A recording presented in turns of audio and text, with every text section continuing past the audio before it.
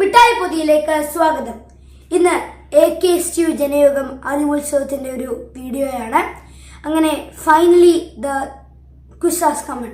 നമ്മുടെ പ്രധാനപ്പെട്ട ക്വിസുകളിലെ ഏറ്റവും പ്രധാനപ്പെട്ട ക്വിസിലൊന്നായ അറിവുത്സവത്തിന്റെ സ്കൂൾ തലത്തിന്റെ ഡേറ്റ് അങ്ങനെ വന്നിരിക്കുകയാണ്. ജൂലൈ 29 സ്കൂൾ തലം നടക്കുകയാണ്. നമുക്ക് ഓൾറെഡി തന്നെ പ്രിപ്പയർ ചെയ്ത് തുടങ്ങാം ചോദ്യങ്ങളിലേക്ക്. ഓക്കെ, അപ്പൊ ഇത് ഏറ്റവും സിമ്പിൾ ആയിട്ട് LP UP തലത്തിലെ സിമ്പിൾ ക്വസ്റ്റ്യൻസ് ആണ് ആദ്യം ചോദിക്കുന്നത്. സെറ്റ് ആണല്ലോ. പാതിരാമണൽ എന്ന മനോഹരമായ ദ്വീപ് ഏത് കായലിലാണ്? വേമ്പനാട്ട് കായൽ. ഓക്കെ, കേരളത്തിലെ ഏറ്റവും വലിയ കായൽ ഏതാ? വേമ്പനാട്ട് കായൽ. ശരി ഉത്തരവാണ്. ബോൾഗാട്ടി ഐലൻഡ് വളരെ പ്രശസ്തമായ ഒരു ഐലൻഡ് ആണ്. എവിടെയാണ് ബോൾഗാട്ടി ഐലൻഡ് കാണാൻ പറ്റുക? ഏത് കായലിൽ? വേമ്പനാട്ട് കായൽ തന്നെയാണ്, സംശയമൊന്നുമില്ല. തിരുവനന്തപുരം ജില്ലയില് വർക്കലയില് എപ്പോഴും ഏറ്റവും ഈ ബലിതർപ്പണത്തിനൊക്കെ പ്രശസ്തമായ ഒരു കടൽ തീരമുണ്ട്. ഏതാണത്? ആ, തിരുവനന്തപുരത്ത് വർക്കലയില്. പാപനാശം. ഏതാ? പാപനാശം. കേട്ടില്ല? ഏഷ്യയിലെ രാജ്യങ്ങൾ സാമ്പത്തികമായിട്ടൊക്കെ പിന്നോക്കം നിൽക്കുകയും അല്ലാതെയൊക്കെയുള്ള ഏഷ്യൻ രാജ്യങ്ങൾക്ക് പല കാര്യങ്ങളിലും സാമ്പത്തിക സഹായം നൽകാനൊക്കെയായിട്ട് ഫിലിപ്പൈൻസിലെ മനില കേന്ദ്രമാക്കി ഒരു ബാങ്ക് സ്ഥാപിച്ചിട്ടുണ്ട്. അതിന്റെ പേര് പറയാമോ? Asian development bank. എന്താണ്? ഏഷ്യൻ ബാങ്ക് എന്നൊക്കെ പറയാൻ തെറ്റാണ് കേട്ടോ. ഏഷ്യൻ വികസന ബാങ്കാണ്. ഫിലിപ്പൈൻസിലെ മനിലയാണ് ആസ്ഥാനം, മറന്നു പോകരുത്. മനുഷ്യാവകാശ പ്രഖ്യാപനം. ഡിസംബർ 10 മനുഷ്യാവകാശ ദിനമാണെന്നൊക്കെ അറിയാം. സാർവത്രിക മനുഷ്യാവകാശ പ്രഖ്യാപനം എഴുതി തയ്യാറാക്കുമ്പോൾ അതിന്റെ ഭാഗമായിട്ടും പിന്നീട് ഇന്ത്യയുടെ ഭരണഘടന തയ്യാറാക്കുമ്പോൾ അതിന്റെയും ഭാഗമായിരുന്ന ഒരു വനിതയുണ്ട്. പേര് പറയാമോ?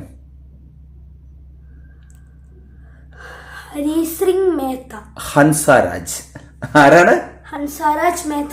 ഹൻസ ജീവൻ രാജ് എന്നാണ് മുഴുവൻ പേര്. നമുക്കറിയാവുന്ന ഹൻസാരാജ്. ഹൻസ മേത്തയുണ്ടല്ലേ? ആ ഉണ്ട്, ഹൻസ ജീവൻ രാജ് മേത്ത. ഹൻസ മേത്ത കറക്റ്റ് കേട്ടോ. ഹൻസ മേത്ത.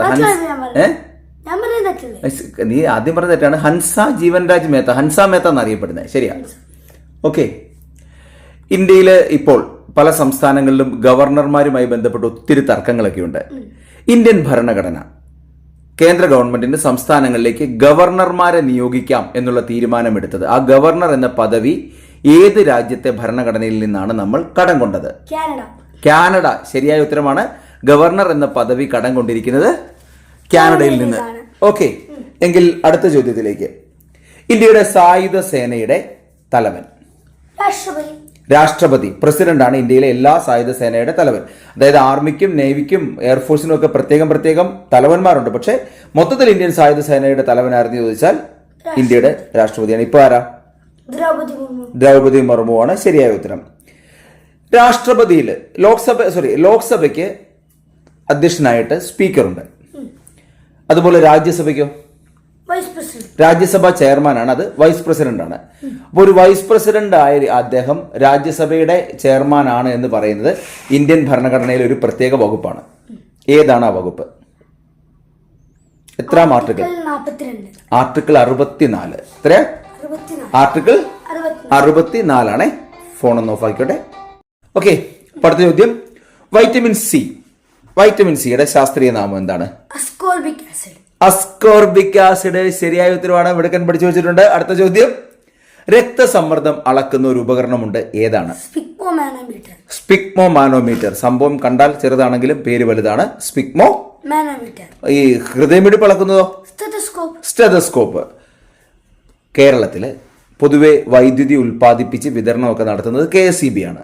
എന്നാൽ കേരളത്തിലെ ഒരു കോർപ്പറേഷൻ മാത്രം അവർ സ്വന്തമായി വൈദ്യുതി വിതരണം നടത്തുന്നുണ്ട്. ഏതാണ് ആ കോർപ്പറേഷൻ? തൃശൂർ കോർപ്പറേഷൻ. ശരിയായ ഉത്തരവാണ്. പണ്ട് വൈദ്യുതി സമരമൊക്കെ നടന്നത് തൃശ്ശൂരാണ്. അടുത്തത്. ഇപ്പോൾ നിലവിലുള്ള സംസ്ഥാന ഗവൺമെന്റിന്റെ ഭവന നിർമ്മാണ പദ്ധതിയുടെ പേരെന്താണ്? ലൈഫ്. എന്നാൽ കേരളത്തിൽ പണ്ടുണ്ടായിരുന്ന ഭവന പദ്ധതികളിൽ ഏറ്റവും പ്രധാനപ്പെട്ട ഒന്നിന്റെ പേര് ലക്ഷം വീട് പദ്ധതി എന്നാണ്. ആരാണ് ലക്ഷം വീട് പദ്ധതിയുടെ ഉപജ്ഞാതാവ്? MN ഗോവിന്ദൻ നായർ. ശരിയായ ഉത്തരവാണ് നിഷാൻ. കൊള്ളാം. അടുത്ത ചോദ്യം. ഒരു സ്ഥലത്ത് ഒരു സ്ഥലം മീൻസ് കടലിലൂടെ സമുദ്രത്തിലൂടെ യാത്ര ചെയ്യുമ്പോൾ അവിടെ മത്സ്യത്തിന്റെ ലഭ്യതയുണ്ടോ എന്ന് അറിയുന്നതിന് ഒരു ഉപകരണമുണ്ട്. ആദ്യം അതിൽ നിന്നൊരു ശബ്ദം താഴേക്ക് വിടും, അതവിടെ പോയിട്ട് പ്രതിധ്വനിച്ച് വരുന്നതൊക്കെ അനുസരിച്ചിട്ടാണ് അവിടെ മത്സ്യം ഉണ്ടെന്ന് അറിയുന്നത്. എന്താ? Echo sounder. എന്താണ്? Echo sounder. ഓർത്തു വെക്കുക. എന്താ പേര്? Echo sounder. അടുത്തതിലേക്ക്, നീളത്തിന്റെ SI യൂണിറ്റ്. നീളത്തിന് പലതരം യൂണിറ്റുകളുണ്ട്. അതിൽ നീളത്തിന്റെ SI യൂണിറ്റ് ഏതാണ്? മീറ്റർ. എത്ര മീറ്റർ ചേർന്നാലാണ് 1 കിലോമീറ്റർ ആകുന്നത്? 1000 മീറ്റർ ചേർന്നാലാണ് 1 കിലോമീറ്റർ ആകുന്നത്. നിഷാൻ അല്പം കൂടെ ശബ്ദത്തിൽ പറയണം, എങ്കിലേ ആൾക്കാർക്ക് ക്ലിയർ ആകുള്ളൂ. അർജന്റീനയുടെ കളി ഉണ്ടായിരുന്നു, അതുകൊണ്ട് ഉള്ള ശബ്ദം മുഴുവൻ പോയിട്ടുണ്ട്. വിമാനത്തെ ബ്ലാക്ക് ബോക്സുകളുണ്ട്. വിമാനത്തിലെ ബ്ലാക്ക് ബോക്സിന്റെ നിറം ഓറഞ്ച് ആണ്. ബ്ലാക്ക് ബോക്സിന്റെ നിറം ഓറഞ്ച് ആണ്. ശരി. ആദ്യത്തെ ബഹിരാകാശ സഞ്ചാരി ആര്? യൂറി ഗഗാറിനാണ് ആദ്യത്തെ ബഹിരാകാശ സഞ്ചാരി. 1961 റഷ്യയിൽ നിന്ന്. 1963 റഷ്യയിൽ നിന്ന് തന്നെയാണ് ആദ്യത്തെ വനിതാ ബഹിരാകാശ സഞ്ചാരി. ആര്? Valentina Tereshkova. ശരിയായ ഉത്തരമാണ്. അടുത്തത്, കൃത്രിമ റബ്ബറിൽ അടങ്ങിയിരിക്കുന്ന ഏറ്റവും പ്രധാനപ്പെട്ട ഘടകം എന്താണ്? നിയോപ്രിൻ. ശരിയായ ഉത്തരം. അടുത്ത ക്വസ്റ്റ്യൻ, ചോക്ക്. ചോക്ക് എന്നതുള്ളത് രാസപരമായിട്ട് ചോക്ക് എന്താണ്? ചോക്കിന്റെ കെമിക്കൽ നെയിം? കാൽസ്യം കാർബണേറ്റ് തന്നെയാണ് ചോക്ക്. മുട്ടയുടെ തോട്.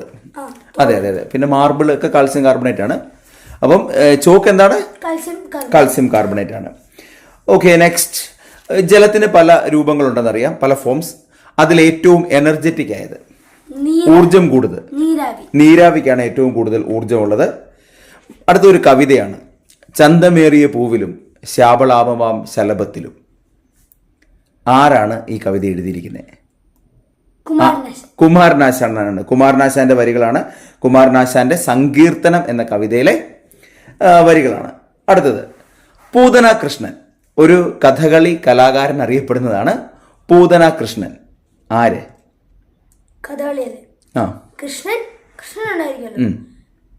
കൃഷ്ണൻകുട്ടി നായർ. കലാമണ്ഡലം കൃഷ്ണൻ നായർ. ആരാണ്? കലാമണ്ഡലം കൃഷ്ണൻ നായർ.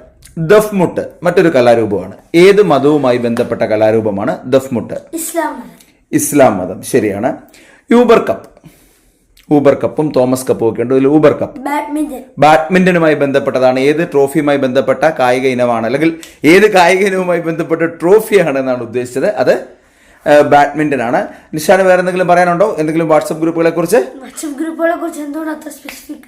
ഇപ്പോൾ നമ്മൾ ഇതുപോലെ കറണ്ട് അഫയേഴ്സിനെ കുറിച്ച് ഒരുപാട് ചോദ്യങ്ങൾ ഇടുന്നൊരു വാട്സപ്പ് ഗ്രൂപ്പ് നമ്മുടെ മിഠായിപ്പതിക്കുണ്ട്. ആ ഗ്രൂപ്പിന്റെ പേര് പത്രങ്ങളിലൂടെ എന്നാണ്. അത് നമ്മൾ സാധാരണ ഡെയിലി വിവരങ്ങൾ ഇടാറുണ്ട്. അതുകൊണ്ട് ഒരു ദിവസം 1 രൂപ എന്ന രീതിയിൽ 365 രൂപ ഫീസോടെ ഞങ്ങൾ ആ ഗ്രൂപ്പ് ഏർപ്പെടുത്തിയിരിക്കുന്നത്. താഴെ കാണുന്ന ഗൂഗിൾ പേ നമ്പറിലോട്ട് 365 രൂപ ഫീസ് അടയ്ക്കുക. അതിന്റെ സ്ക്രീൻഷോട്ട് ഇതേ നമ്പറിലേക്ക് വാട്സപ്പ് ചെയ്യുക. ഗ്രൂപ്പിൽ അംഗമാകുക, ഒന്നിച്ച് പഠിക്കുക. എല്ലാവരും ഗ്രൂപ്പിൽ ചേരുക. അങ്ങനെയാണെങ്കിൽ അടുത്ത ചോദ്യത്തിലേക്ക്. ഒളിമ്പിക് ഓർഡർ ലഭിച്ച ഒരു ഇന്ത്യൻ പ്രധാനമന്ത്രിയുണ്ട്. ആരാണ്? ഇന്ദിരാഗാന്ധി. 1983 ഇന്ദിരാഗാന്ധിക്ക് ഒളിമ്പിക് ഓർഡർ ലഭിച്ചത്. അതെ, ഏഷ്യൻ ഗെയിംസ്, ഇന്ത്യയിൽ വെച്ചുള്ള ഏഷ്യൻ ഗെയിം 1982 ഏഷ്യൻ ഗെയിംസ് നന്നായി സംഘടിപ്പിച്ചതിന്റെ ആദരസൂചകമായിട്ടാണ് ഇന്ദിരാഗാന്ധിക്ക് ഒളിമ്പിക് ഓർഡർ ലഭിച്ചത്. എങ്കിൽ വീണ്ടും ഒളിമ്പിക്സിൽ നിന്ന് തന്നെ ഒരു ചോദ്യം. ഒളിമ്പിക്സിൽ 4 സ്വർണം നേടുക എന്നുള്ളതൊന്നും അത്ഭുതമല്ല. പ്രത്യേകിച്ചും ജിംനാസ്റ്റിക്സ്, നീന്തൽ അങ്ങനെയുള്ള ഇനങ്ങളിലൊക്കെ പലർക്കും കിട്ടാറുണ്ട്. എന്നാൽ അത്ലറ്റിക്സിൽ, ഓട്ടം ചാട്ടമൊക്കെ ഇല്ലേ, അങ്ങനെയുള്ള അത്ലറ്റിക്സിൽ ആദ്യമായിട്ട് 4 സ്വർണം നേടിയ അമേരിക്കക്കാരൻ, വളരെ പ്രശസ്തനായ ഒരു അത്ലറ്റാണ്. ആരാണ്?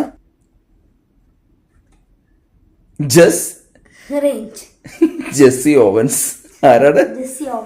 ജെസ്സി ഓവൻസ് ആണ്. ഓക്കെ, കോമൺവെൽത്ത് ഗെയിംസിന്റെ സ്ഥാപകൻ. John Astley Cooper. ആരെ? John Astley Cooper. ഓർത്തു വെക്കുക. അടുത്തത്, മലയാളത്തിൽ ഒരു വനിത എഴുതിയ ആദ്യത്തെ ആത്മകഥയുടെ പേര് പറയാവോ? വ്യാഴവട്ട സ്മരണകൾ. അത് എഴുതിയത് ബി കല്യാണിയമ്മയാണ്, അല്ലെ? സ്വദേശാഭിമാനി കെ രാമകൃഷ്ണപിള്ളയുടെ ഭാര്യ. അതാണ് അതിന്റെ പ്രത്യേകത. സ്വദേശാഭിമാനി കെ രാമകൃഷ്ണപിള്ളയുടെ ഭാര്യയായ ബി കല്യാണിയമ്മയാണ് വ്യാഴവട്ട സ്മരണകൾ എന്നുള്ള മലയാളത്തിലെ ആദ്യത്തെ ഒരു വനിത എഴുതിയ ആത്മകഥ എഴുതിയിരിക്കുന്നത്. അടുത്ത ചോദ്യം സിമ്പിൾ ആണ്. കോട്ടയം ജില്ലയിലെ തലയോരപ്പറമ്പിൽ ജനിച്ച പ്രശസ്തനായ മലയാള സാഹിത്യകാരൻ ആരാണ്? അദ്ദേഹം മരിച്ച ജൂലൈ 5 അതെ അതെ അതെ അതെ ഏതാ പറഞ്ഞു? വൈക്കം മുഹമ്മദ് ബഷീർ. ആരുടെ ചെറുകഥാ സമാഹാരമാണ് പുഴ കടന്ന് മരങ്ങൾക്കിടയിലൂടെ? ടി പത്മനാഭന്റേത് ശരിയായ ഉത്തരവാണ്. മലയാളം മിഷന്റെ റേഡിയോ ചാനലിന്റെ പേര്? റേഡിയോ മലയാളം. നമ്മൾ തുടങ്ങുകയാണ്. വളരെ സിമ്പിളായ ചോദ്യങ്ങളാണ് ചോദിച്ചിരിക്കുന്നത്. ഒരുപാട് വീഡിയോകളുമായി വീണ്ടും വരുന്നതായിരിക്കും. അറിവുത്സവം മാത്രമല്ല, ഒരുപാട് ക്വിസുകളുടെ വീഡിയോയുമായി ഞങ്ങൾ വീണ്ടും വരുന്നതായിരിക്കും. അതിനിടയ്ക്ക് ഒരു ചോദ്യം കൊണ്ടുണ്ട്. എങ്ങനെയാണ് കൂട്ടുകാർക്ക് ഈ അറിവുത്സവം ജനയുഗം മത്സരത്തിൽ പങ്കെടുക്കാൻ പറ്റുക? നമുക്ക് ആദ്യം സ്കൂൾ തലം അതിൽ മത്സരിക്കണം. ജൂലൈ 29 സ്കൂൾ തലം. ഒരു സ്കൂളിൽ ഇപ്പം പക്ഷെ മത്സരം നടക്കുന്നില്ല, അങ്ങനെ അവർക്ക് സബ് ജില്ലയിൽ പോകാൻ പറ്റില്ലല്ലോ. അപ്പൊ എന്ത് ചെയ്യും? സ്കൂളുകാരോട് ഇൻഫോം ചെയ്യണം. സ്കൂളുകാർ ആരെ ബന്ധപ്പെടേണ്ടി വരും? CPI എന്ന സംഘടനയുടെ കീഴിലുള്ള AKSTU ആണ്. അതുകൊണ്ട് ജനയുഗം പത്രവുമായി ബന്ധപ്പെട്ടവരോ CPI communist party of India ആ സംഘടനക്കാരോടോ ബന്ധപ്പെട്ട് ആ ക്വിസ് സ്കൂളുകളിൽ നടത്താൻ പറയണം. അപ്പൊ നമുക്ക് സബ് ജില്ലയിൽ പോകാൻ പറ്റും. പുതിയൊരു വീഡിയോയിൽ കാണുന്നവരെ ബൈ. സ്നേഹപൂർവ്വം കോട്ടയത്ത് നിന്നും നിശാൻ.